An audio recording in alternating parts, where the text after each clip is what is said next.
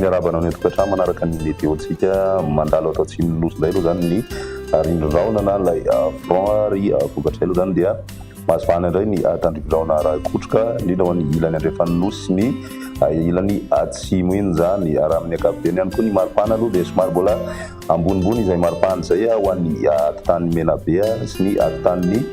faritra atsimo andrefana ary ny faritra androy satria dia mbola mahatraratra any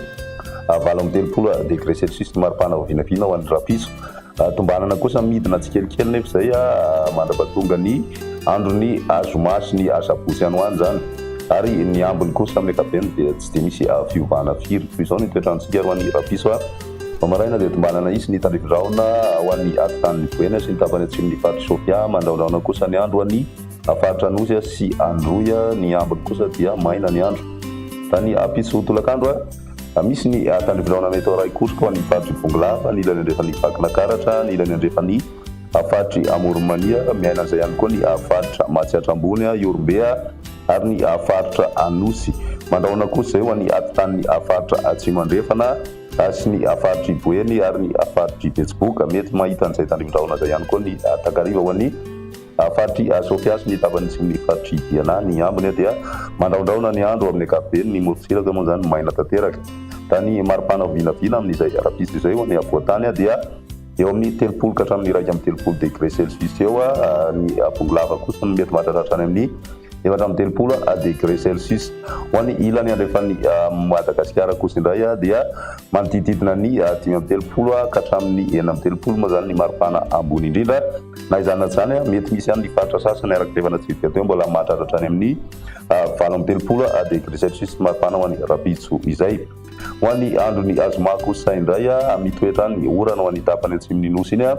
ary mahazo an'izay ny faritry bonglava vakinakaratra moromania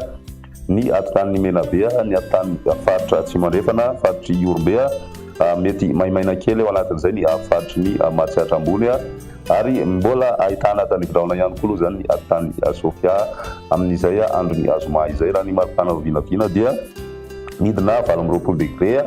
ho an'ny faritry vakinakaratra sy ny faritra matsiatra ambony torak'izay koa ny any amin'ny ilany andrefana zay tafiditra hatrany amin'ny 30 degré aloha zany maripana ambony indrindra vo vinavina